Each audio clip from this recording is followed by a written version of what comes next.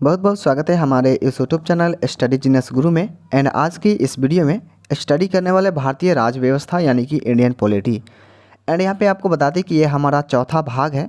जैसे कि यहाँ पे आप लोग देख सकते हैं भाग जो है ना चौथा है। इससे पहले 1, 2, 3 इंडियन पॉलिटी का 1, 2, 3 हम दे चुके हैं और ये हमारा इंडियन पॉलिटी का लास्ट और चौथा भाग है। ओके, तो ये आपके हर एक एग्ज़ाम के लिए इम्पॉर्टेंट होता है कि इंडियन पॉलिटी हर एक एग्ज़ाम में पूछा जाता है। अगर आप लोग जो भी कुछ का जो भी हो आप लोग तैयारी कर रहे हैं तो ये आपके लिए काफ़ी इम्पोर्टेंट होगा। और इससे पहले आप लोग से 1, 2, 3 अभी तक वीडियो नहीं देखें तो जाके देख लीजिएगा, काफ़ी आपको फ़ायदेमंद होगा स्टडी के लिए। ओके, तो चलिए यहाँ पे हम बात करते हैं एंड आगे बढ़ते हैं। आप लोग जो ना चैनल पर है चैनल को सब्सक्राइब कर लीजिएगा एंड एक प्यारा सा कमेंट कर दीजिएगा ताकि हमें आगे की वीडियो बनाने में अच्छा लगे, और एक प्यारा सा लाइक ज़रूर कर दीजिएगा। तो चलिए बिना देरी किए हुए हम इसको शुरू करते हैं और ये हमारा जो ना लास्ट है। इससे बाद आपको जो ना ज्योग्राफी का क्वेश्चन आंसर कराया जाएगा। ओके, चलिए। तो इससे पीछे जो है ना हम भाग 3 में भाग 3 में वीडियो दे चुके हैं और यहाँ पे भाग 4 यानी कि यहाँ से हम स्टार्ट करते हैं। ओके, चलिए। देखिए भाई, आपको मेहनत करना है, ठीक है, ध्यान में रखिएगा। ओके, उसी से स्टडी कीजिए, आपको ही मेहनत करना है। हम आपको बतला सकते हैं क्या करना है क्या नहीं करना है। ओके, हो सके तो अगर एक बार समझ में ना आए तो दोबारा भी वीडियो देख सकते हैं। मेहनत सिर्फ और सिर्फ आपको करना है, सफलता भी आपको ही मिलेगा। ओके, चलिए। वीडियो थोड़ा लंबा हो सकता है। चलिए, सबसे पहले यहाँ पे देख सकते हैं संविधान के अनुच्छेद 155 के अनुसार राज्यपाल की नियुक्ति राष्ट्रपति करता है। किसके, कौन से अनुच्छेद? 155 के अनुसार। ओके, परंतु वह राष्ट्रपति के प्रसाद प्रयत्न ही पद पर रहता है और ये क्वेश्चन पूछा गया जीडी में। ओके, बात करते हैं राज्यपाल को शपथ उस राज्य के उच्च न्यायालय का मुख्य न्यायाधीश दिलाता है। बात करते हैं पदावधि के दौरान राज्यपाल की गिरफ्तारी नहीं हो सकती। ओके, पदावधि के दौरान राज्यपाल की गिरफ्तारी नहीं हो सकती। बात करते हैं राज्यपाल के कार्य निम्नलिखित है। देख सकते हैं राज्यपाल मुख्यमंत्री की सलाह से मंत्रिपरिषद के सदस्य की नियुक्ति करता है। बात करते हैं दूसरा, राज्यपाल मुख्यमंत्री को शपथ दिलाता है तथा मंत्रिपरिषद के सदस्य को मुख्यमंत्री की सलाह पर शपथ दिलाता है। ओके, बात करते हैं 3 नंबर। देख सकते हैं राज्यपाल राज्य लोक सेवा आयोग के अध्यक्ष एवं सदस्यों की नियुक्ति करता है। चौथा है संविधान के अनुच्छेद 217 के अनुसार राज्यपाल राष्ट्रपति को उच्च न्यायालय के न्यायाधीश की नियुक्ति के संबंध में परामर्श दे सकता है। बात करते हैं 5 नंबर। देख सकते हैं राज्यपाल राज्य के विश्वविद्यालयों का कुलाधिपति होता है तथा उप कुलपति को नियुक्त करता है। 6 नंबर है राज्यपाल राज्य विधान परिषद के कुल सदस्य का 1/6 भाग सदस्यों को नियुक्त करता है जिनका संबंध विज्ञान, साहित्य, कला, समाज सेवा, शाकाहारी आंदोलन आदि से रहता है। बात करते हैं 7 नंबर। देख सकते हैं अनुच्छेद 164 के अनुसार राज्यपाल विधानमंडल का अभिन्न अंग है। 8 नंबर है राज्यपाल विधानमंडल का शस्त्रवासन करता है तथा उसका विघटन करता है। राज्यपाल विधानसभा के अधिवेशन अथवा दोनों सदनों को संयुक्त अधिवेशन को संबोधित करता है। ओके, बात करते हैं 9 नंबर। देख सकते हैं राज्यपाल विधानमंडल द्वारा पारित विधेयक राज्यपाल के हस्ताक्षर के बाद ही अधिनियम बन पाता है। और इसका जो ना आपको ये कराने के बाद आपको ऑब्जेक्टिव क्वेश्चन भी दे दिया जाएगा। ठीक है, चलिए। बात करते 10 नंबर। अनुच्छेद 161 के अनुसार राज्यपाल किसी व्यक्ति के दंड को क्षमा अथवा कम कर सकता है। ठीक है, किसके अनुच्छेद 161 के अंतर्गत। बात करते हैं 123 अनुच्छेद 213 के अनुसार राज्यपाल अध्यादेश जारी कर सकता है। ऐसे अध्यादेश 6 सप्ताह के भीतर विधानमंडल द्वारा स्वीकृत होना आवश्यक है। यदि विधानमंडल 6 सप्ताह के भीतर उसे अपनी स्वीकृति नहीं देता है तो उस अध्यादेश की वैधता समाप्त हो जाती है। बात करते हैं राज्यपाल का वेतन। तो राज्यपाल का वेतन 3.5 लाख रुपये है। बात करते हैं विधानमंडल।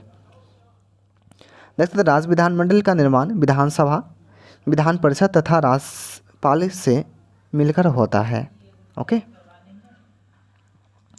बात करते हैं विधानसभा। देख सकते हैं विधायिका के निम्न सदन को विधानसभा कहा जाता है। ओके, राज्य विधायिका के निम्न सदन को विधानसभा कहा जाता है। इसका गठन अनुच्छेद 170 के अंतर्गत किया जाता है। इसका कार्यकाल जो है ना 5 वर्ष का होता है। कितना वर्ष का? 5 वर्ष का। और विधानसभा के सत्र की शुरुआत राज्यपाल कराता है। विधानसभा का सदस्य बनने के लिए न्यूनतम आयु 25 वर्ष होनी चाहिए। ओके, 25 वर्ष। बात करते हैं प्रत्येक राज्य की विधानसभा में कम से कम 60 और अधिक से अधिक 500 सदस्य होते हैं।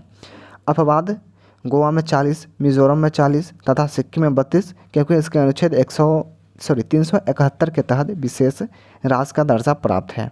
ओके जी। बात करते हैं अनुच्छेद 332। देख सकते हैं इसके अंतर्गत तहत अनुसूचित जातियों तथा जनजातियों को विधानसभा में जनसंख्या के आधार पर आरक्षण दिया गया है। किसी विधेयक को धन विधेयक माना जाए अथवा नहीं, इसका निर्णय विधानसभा करती है। विधानसभा की गणपूर्ति या कोरम कुल सदस्य संख्या का 1/10 भाग होता है। बात करते हैं विधेयक पहले विधानसभा में पेश किया जाता है। विधान परिषद सिर्फ इसे 14 दिन तक रोक सकती है। कितना दिन तक भाई? 14 दिन तक। बात करते हैं सबसे अधिक विधानसभा की सीटें उत्तर प्रदेश राज्य में है तथा सबसे कम सिक्किम में है। उत्तर प्रदेश में इसकी संख्या जो ना 403 है और सिक्किम का बात करें तो 32 संख्या है। बात करते हैं विधानसभा के सदस्यों के कार्यकाल जो है ना 5 वर्ष का होता है। बात करते हैं विधान परिषद के बारे में। बात करते हैं विधान परिषद राज्य विधान मंडल का उच्च सदन होता है। ओके, इसका गठन जो है ना संविधान के अनुच्छेद 169 के तहत किया जाता है। और विधान परिषद वर्तमान में केवल 6 राज्य में ही है। ओके, जिसमें एक बार क्वेश्चन आता है, 6 राज्य में ही है। उत्तर प्रदेश, कर्नाटक, महाराष्ट्र, बिहार, आंध्र प्रदेश और तेलंगाना। ओके, इस 6 राज्य में ही है विधान परिषद। बात करते हैं भारत के इन 6 राज्यों की द्विसदनीय विधायिका है। ओके जी। बात करते हैं विधान परिषद का सदस्य बनने की न्यूनतम आयु जो ना 30 वर्ष होनी चाहिए। और विधान परिषद के सदस्य का कार्यकाल जो ना 6 वर्ष का होता है। विधान परिषद के सदस्यों के निर्वाचन अनुपातिक प्रतिनिधित्व की एकल संक्रमणीय मत प्रणाली के द्वारा होता है। बात करते हैं विधान परिषद के कुल सदस्यों की संख्या राज्य विधानसभा के सदस्यों की कुल संख्या के 1/3 से अधिक नहीं होगी, किंतु यह सदस्य संख्या किसी भी स्थिति में 40 से कम नहीं होनी चाहिए। ओके, और आगे की बात करें तो यहाँ पे देख सकते हैं राज्यपाल विधान परिषद में कुल 1/6 सदस्य को मनोनीत करता है। बात करते हैं मुख्यमंत्री के बारे में। देख सकते हैं मुख्यमंत्री की नियुक्ति राज्यपाल द्वारा अनुच्छेद 173 के तहत की जाती है। विधानसभा में बहुमत प्राप्त दल के नेता को राज्यपाल मुख्यमंत्री नियुक्त करता है और मुख्यमंत्री तथा मंत्रियों को शपथ राज्यपाल दिलाता है और मुख्यमंत्री अपना त्यागपत्र राज्यपाल को देता है। और यदि किसी दल को स्पष्ट बहुमत प्राप्त न हो तो राज्यपाल मुख्यमंत्री की नियुक्ति में अपने विधायिकाधिकार का प्रयोग कर सकता है। ऐसी स्थिति में राज्यपाल सबसे बड़े दल के नेता को मुख्यमंत्री नियुक्त कर सकता है। बात करते हैं, नोट में दिया गया है क्या कि राष्ट्रीय राजधानी क्षेत्र दिल्ली तथा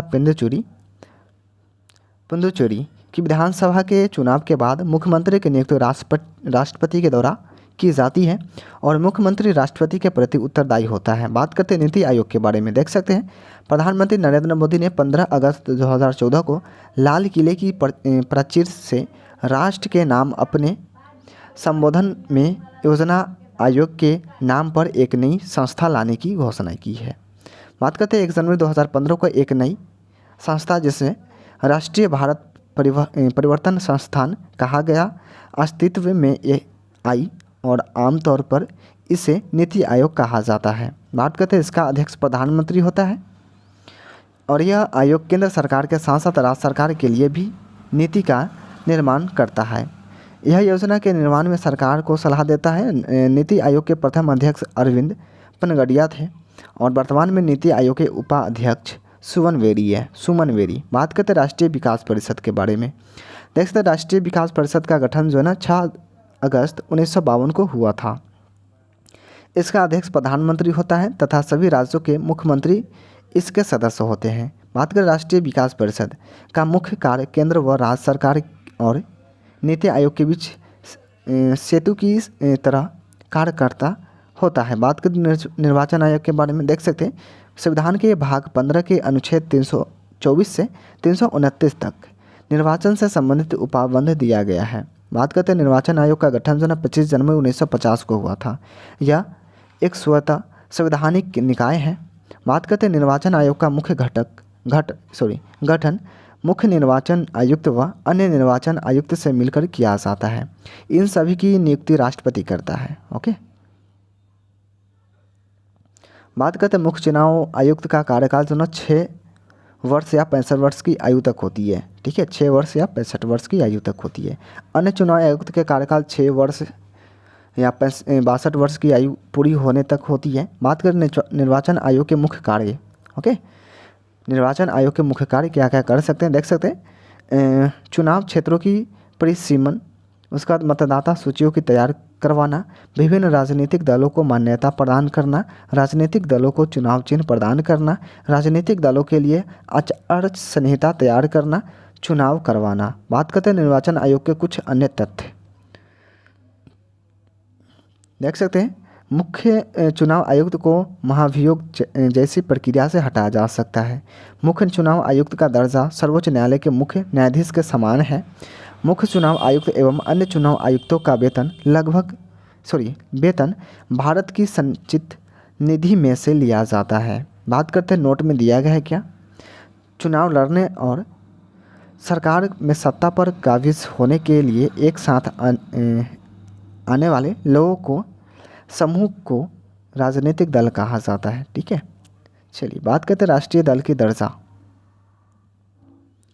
चलिए इसको हम छोड़ते हैं। ठीक है, ये देख लेते हैं। देख सकते हैं वर्तमान में मान्यता प्राप्त राष्ट्रीय राजनीतिक दल 6 हैं। सबसे पहले पहला में है भारतीय जनता पार्टी जिसका चुनाव चिन्ह है कमल। उसके बाद है भारतीय राष्ट्रीय कांग्रेस जिसका चुनाव चिन्ह है हाथ का पंजा। ओके, हाथ का पंजा। तीसरा है बहुजन समाज पार्टी, सांप है हाथी। उसके बाद भारतीय कम्युनिस्ट पार्टी भाजपा लिखा भाजपा जो कि हंसिया वाली दिया गया है। नेशनल पीपल्स पार्टी और ये है चुनाव चिन्ह पुस्तक। उसके बाद है आम आदमी पार्टी जिसका छाप है झाड़ू। ओके, देख सकते हैं निर्वाचन आयोग द्वारा 1993 के चुनाव में जाली मतदान और कुछ मतदान पर मतदाता पर नियंत्रण रखने के लिए फोटो आयुक्त पहचान पत्र का प्रयोग की गई। 18 वर्ष की आयु पूरी करने वाले भारतीय नागरिकों का नागरिक मतदान सूची में शामिल होने का पात्र होता है और वह इसके लिए आवेदन कर सकता है। बात करते हैं इलेक्ट्रॉनिक वोटिंग मशीन जिसको बोलते हैं इंग्लिश में EVM जो कि वोट गिराने वाला मशीन होता है। इसके बारे में देखते हैं। देख सकते हैं इसका सबसे पहले प्रयोग जना 1982 में केरल के पारूर विधानसभा क्षेत्र में किया गया था। 1999 में EVM का प्रयोग करके पूरा चुनाव करने वाला राज्य गोवा है। EVM का प्रयोग प्रयोग करके पहली बार 2004 में संपूर्ण आम चुनाव कराया गया था। बात करते हैं अंतर्राज्यीय परिषद। देख सकते हैं अनुच्छेद 263 के अंतर्गत केंद्र व राज्य के बीच दल मेल स्थापित करने हेतु राष्ट्रपति एक अंतर्राज्यीय परिषद की स्थापना कर सकता है। इसको छोड़ते हैं। ठीक है, बात करते हैं वित्त आयोग। देख सकते हैं वित्त आयोग का गठन अनुच्छेद 280 के अंतर्गत किया जाता है। वित्त आयोग का गठन राष्ट्रपति करता है। वित्त आयोग में राष्ट्रपति द्वारा एक अध्यक्ष व 4 अन्य सदस्य नियुक्त होते हैं। बात करते हैं पहला वित्त आयोग 1951 में गठित हुआ जिसके अध्यक्ष KC नियोगी थे। बात करते हैं 15वें वित्त आयोग के अध्यक्ष NK सिन्हा हैं। इस आयोग की सिफारिश 1 अप्रैल 2020 से 5 साल की अवधि के लिए होगी। ठीक है, बात करते हैं केंद्रीय सहकारिता आयोग। चलिए इसको स्थापना जो है ना 1964 में हुआ था। ओके, और प्रथम अध्यक्ष श्री NS राव थे। ओके, और कुछ जानने की ज़रूरत नहीं है। इसका कार्यकाल जो ना होता है वह 4 वर्ष या 65 वर्ष की आयु जो भी पहले हो तक होता है। ठीक है, चलिए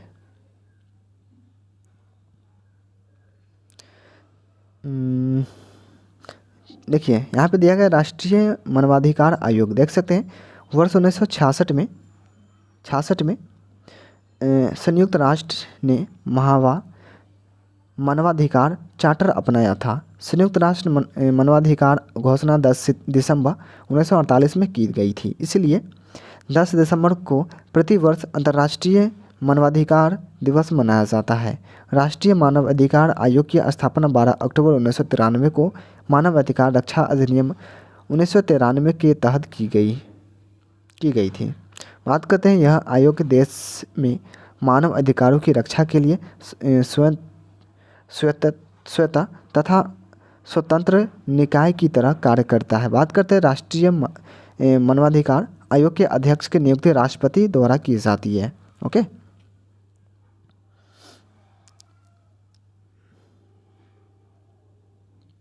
और राष्ट्रपति मानवाधिकार आयोग के प्रथम अध्यक्ष न्यायमूर्ति रंगनाथ मिश्रा थे। ओके, बात करते हैं लोकसभा आयोग, देख सकते हैं लोकसभा आयोग की स्थापना 1926 में की गई थी।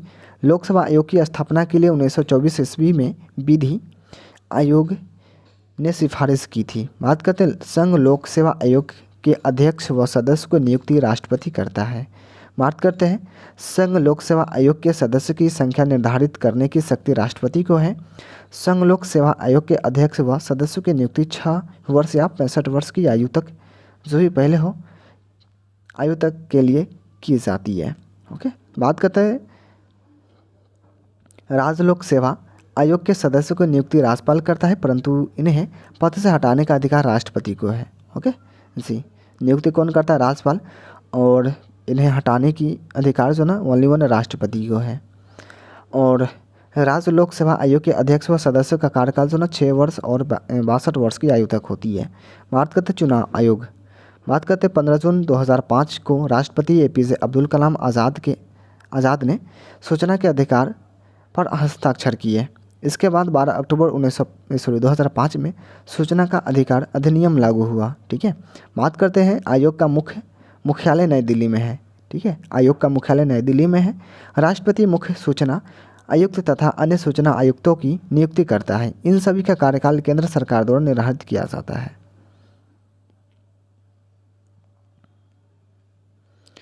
बात करते हैं प्रथम मुख्य सूचना आयुक्त वजाहत वलीउल्लाह थे। ठीक है, सॉरी हबीबुल्लाह थे। इस सबको पढ़ने की ज़रूरत नहीं, छोड़ते हैं इसको। ठीक है, चलिए देखते हैं राष्ट्रीय अल्पसंख्यक आयोग। तो यहाँ पे देख सकते हैं वर्ष 1993 में पारित अधिनियम के तहत प्रथम अल्पसंख्यक आयोग का गठन किया गया। 6 समुदाय को देश में अल्पसंख्यक का दर्जा दिया गया है, जो कि है सिख, ईसाई, फारसी, बौद्ध, मुस्लिम और जैन धर्म को। ओके, बात करते हैं देश की जनसंख्या में इसका हिस्सा 19.50% है, यानी कि 19.5%। ओके, बात करते हैं इसमें एक अध्यक्ष, एक उपाध्यक्ष और 5 अन्य सदस्य होते हैं। राष्ट्रीय अल्पसंख्यक आयोग के प्रथम अध्यक्ष मोहम्मद सरदार अली खान थे। बात करते हैं राष्ट्रीय महिला आयोग, देख सकते हैं राष्ट्रीय महिला आयोग का गठन जो है 31 जनवरी 1992 में किया गया था। संविधान और विधि के अंतर्गत महिलाओं की सुरक्षा करना इसका प्रमुख कार्य है। और अध्यक्ष का कार्यकाल जो है 3 वर्ष का होता है। इसकी प्रथम अध्यक्ष जयंती पटनायक थी। वर्तमान में राष्ट्रीय महिला आयोग की अध्यक्ष रेखा शर्मा है। ठीक है, वर्तमान में रेखा शर्मा है। बात कर राष्ट्रीय एकता परिषद, देख सकते हैं इसका गठन जो है 1916 में किया गया था। इसकी स्थापना का मुख्य उद्देश्य राष्ट्रीय एकता के प्रश्न पर सकारात्मक पहल करना है। इसका अध्यक्ष जो है प्रधानमंत्री होता है, और इसके विपक्षी राजनीतिक दलों के सदस्य को भी शामिल किया जाता है। बात करते हैं राष्ट्रीय आपदा प्रबंध प्राधिकरण, देख सकते हैं वर्ष 2005 में इसका गठन किया गया था। यह गृह मंत्रालय के अधीन है। इसका उद्देश्य प्राकृतिक या मानव निर्मित आपदाओं के समय क्षमा निर्माण करना और साथ ही आपदाओं से निपटने के लिए नीति बनना। देख सकते हैं इसका अध्यक्ष जो ना प्रधानमंत्री होता है। और अन्य पिछड़ा आयोग देख सकते हैं संविधान के अनुच्छेद 340 के तहत राज्य पिछड़ने वर्ग के विकास के लिए प्रयासरत रहने का आह्वान किया गया है। चलिए इसको छोड़ते हैं। ओके। और अन्य पिछड़ा आयोग इसका कार्यकाल जो ना 3 वर्ष का होता है। ये अनुसूचित जनजाति और अनुसूचित जनजाति है, इसको भी छोड़ ही देते हैं। देखिए संसद की वित्तीय समितियाँ देख सकते हैं पक्कलन समिति। इस समिति में लोकसभा के 30 सदस्य होते हैं। इसमें सभा के सदस्यों को शामिल नहीं किया जाता। इसके सदस्यों का कार्यकाल 1 वर्ष का होता है। समिति का अध्यक्ष लोकसभा के अध्यक्ष द्वारा मनोनीत किया जाता है।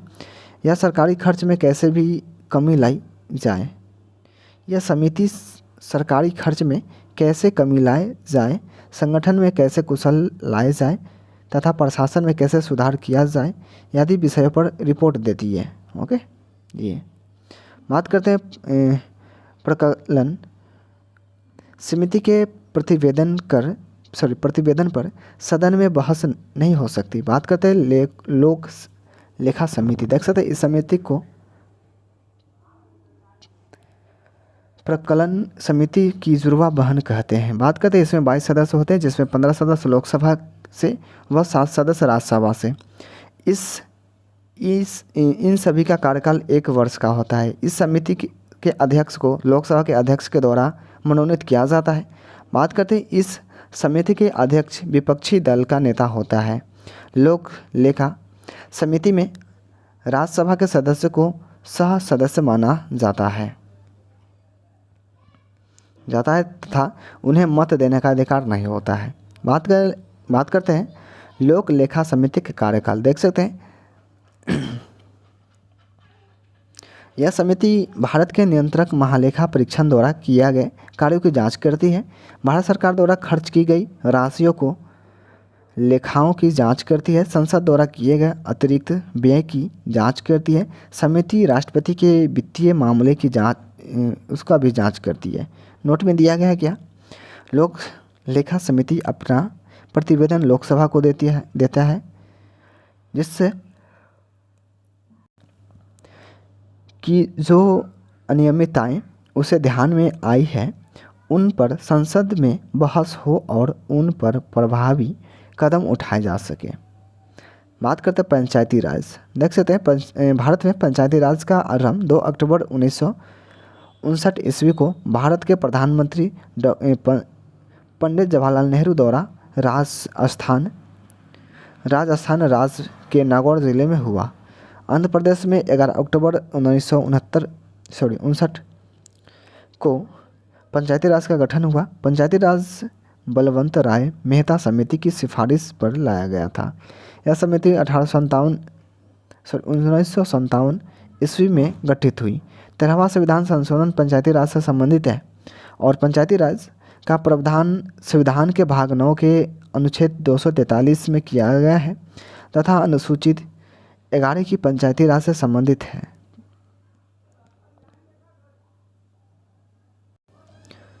बात करते हैं 73वें संविधान संशोधन के मुख्य बातें। देख सकते हैं इसमें पंचायती राज के त्रिस्तरीय ढांचे का प्रावधान किया गया है। ग्राम स्तर पर ग्राम पंचायत, प्रखंड स्तर पर पंचायत समिति तथा जिला स्तर पर जिला परिषद के गठन की व्यवस्था की गई है। इसका कार्यकाल जो है ना 5 वर्ष निर्धारित किया गया है।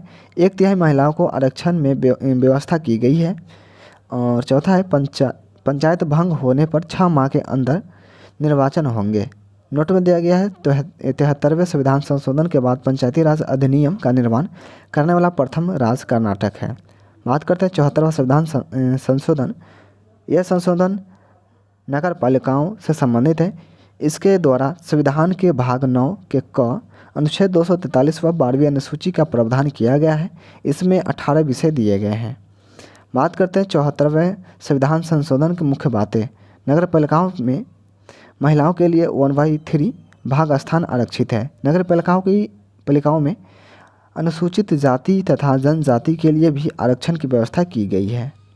बात करते हैं नगरीय संस्थाओं का कार्यकाल 5 वर्ष का होगा। विघटन की स्थिति में 6 माह के अंदर चुनाव करना होगा। बात करें भारत के राष्ट्रीय चिन्ह, देख सकते हैं भारतीय ध्वज 3 पट्टियों वाला तिरंगा भारत का राष्ट्रीय ध्वज है। ध्वज की लंबाई व चौड़ाई का अनुपात 3:2 है, ठीक है, 3:2। भारत के संविधान सभा ने राष्ट्रीय ध्वज का प्रारूप 22 जुलाई 1947 को अपनाया। सफ़ेद पट्टी के बीच में नीले रंग का चक्र है जिसमें 24 तिल्लियाँ होती है। ये अक्सर क्वेश्चन पूछा जाता है, ठीक है, कितने तिल्लियाँ होती है भाई, 24 तिल्लियाँ हैं। तथा इस चक्र में सारनाथ के अशोक स्तंभ से बने चक्र से लिया गया है, ठीक है, सारनाथ के अशोक स्तंभ से बने चक्र से लिया गया है। बात करें राष्ट्रीय ध्वज का केसरिया रंग जागृति, शौर्य तथा त्याग का, सफ़ेद रंग जो है ना साहित्य एवं पवित्रता का, एवं हरा रंग जीवन समृद्धि का प्रतीक है। भारत के राष्ट्रध्वज की पहली बार प्रदर्शन 14 अगस्त 1947 को मध्य रात्रि में हुआ। ओके, बात करें राष्ट्रीय गीत, देख सकते हैं बंकिम चंद्र चटर्जी ने उपाध्याय आनंद मठ में इन्हीं के द्वारा रचित वंदे मातरम को राष्ट्रीय गीत के रूप में 26 जनवरी 1950 को स्वीकार किया। नोट में दिया गया भारतीय संसद के अधिवेशन का प्रारंभ जन गण मन से और समापन वंदे मातरम से गायन से होता है। बात करते हैं राष्ट्रगान, देख सकते हैं रविंद्रनाथ ठाकुर द्वारा रचित जन गण मन को संविधान सभा ने 24 जनवरी 1950 को भारत का राष्ट्रगान स्वीकार किया। इसको गाने का समय 52 सेकेंड है, 52 सेकेंड 52 तथा संक्षिप्त अवधि 20 सेकेंड है। बात करते हैं सबसे पहले 27 दिसंबर 1911 में भारतीय राष्ट्रीय कांग्रेस के कलकत्ता अधिवेशन में गाया गया। बात करते हैं इसको भारत भाग्य विधाता शीर्षक से प्रकाशित किया गया था। भारत का प्रतीक, राष्ट्रीय प्रतीक, बात करते हैं भारत का राष्ट्रीय प्रतीक सारनाथ स्थित अशोक के सिंह स्तंभ शीर्ष भाग की अनुकृति है। भारत सरकार ने इसे 26 जनवरी 1950 को अपनाया। प्रतीक के नीचे मुंड कोपनिषद में लिखा सूत्र सत्यमेव जयते देवनागरी में लिखा हुआ है। ओके, और सत्यमेव जयते से ना मुंड कोपनिषद से लिया गया है। बात करते हैं राष्ट्रीय कैलेंडर, भारत का राष्ट्रीय कैलेंडर शक संवत पर आधारित है, ठीक है, शंख संवत पर। और राष्ट्रीय पंचांग को सरकारी कार्य में प्रयोग के लिए 22 मार्च 1957 को अपनाया गया। इसका पहला महीना चैत्र व अंतिम महीना फागुन होता है। यह सामान्य वर्ष में 22 मार्च और लीप वर्ष में 21 मार्च को आरंभ होता है। ओके,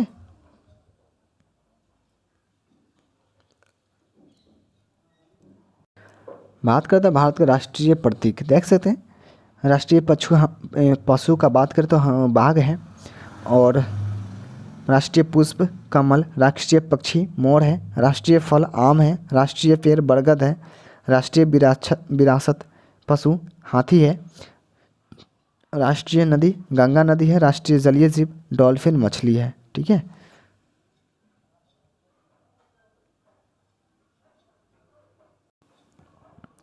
बात करते हैं राजभाषा, देख सकते हैं संविधान के भाग 17 के अनुच्छेद 343 के अनुसार संघ की राजभाषा हिंदी व लिपि देवनागरी है।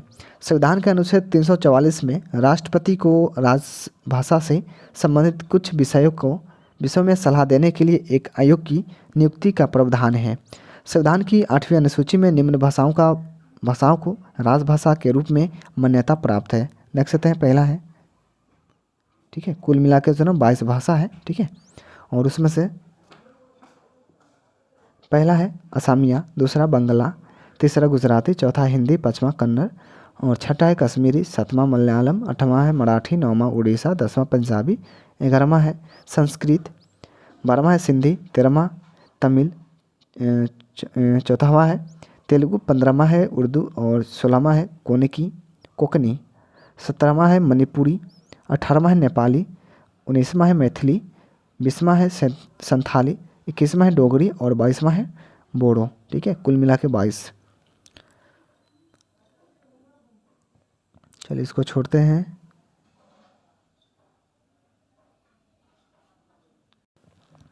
तो यहाँ पे देख सकते हैं राज्य में आपातकाल की अवधि 2 माह की होती है। इसमें अधिक के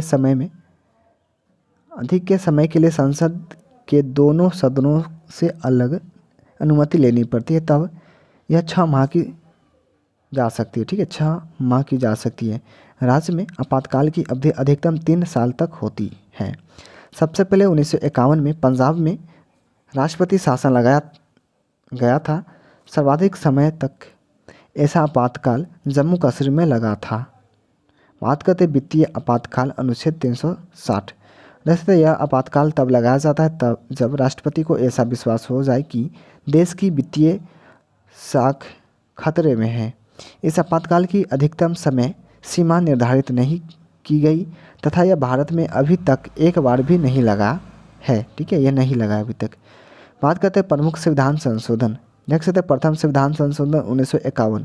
इस संशोधन में संविधान में 9वीं अनुसूची जोड़ी गई है। 7वां संविधान संशोधन 1956। इस संशोधन द्वारा भाषाई आधार पर राज्यों का पुनर्गठन किया गया है। बात करते हैं 12वां संविधान संशोधन 1962। पुर्तगाली आधिपत्य वाले गोवा दमन द्वीप को भारत का अंग बना दिया। बात करें 14वां संविधान संशोधन 1962। देख सकते फ्रांसीसी अधिपत्य वाले पुडुचेरी को भारत का अंग बना दिया। बात करें 24वां संविधान संशोधन 1971। संसद को मौलिक अधिकारों सहित संविधान के किसी भी भाग में संशोधन का अधिकार दिया गया है। बात करते हैं 35वां संविधान संशोधन 1974। सिक्किम में सहराज के रूप में भारत में शामिल किया। इसको छोड़ते हैं। देख सकते हैं यहाँ पे भारतीय संविधान के 42वें संवैधानिक संशोधन अधिनियम के लिए मिनी संविधान शब्द का प्रयोग किया जाता है। भारत के संविधान के भाग 4 का में 10 मौलिक कर्तव्य जोड़े गए। लोकसभा व विधानसभा के कार्यकाल में 5 वर्ष से 6 वर्ष कर दिया गया है। ओके, चलिए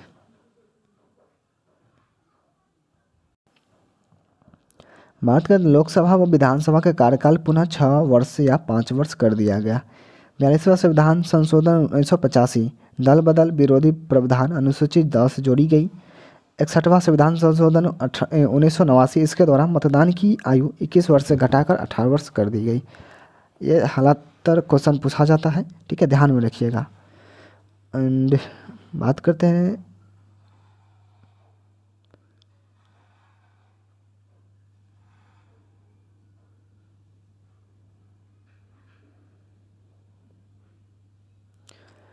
महत्वपूर्ण शब्दावली। देख सकते हैं शून्यकाल। संसद के दोनों सदनों में प्रश्नकाल के ठीक बाद के काल को शून्यकाल कहा जाता है। यह 12 बजे प्रारंभ होता है और 1 बजे तक चलता है। संचित निधि।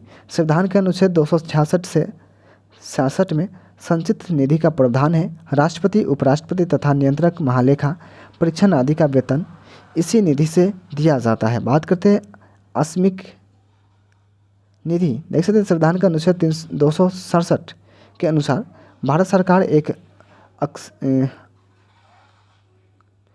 आकस्मिक निधि की स्थापना करेगी। संसद की स्वीकृति के बिना इस मद से धन नहीं निकाला जा सकता। बात करते हैं अविश्वास प्रस्ताव।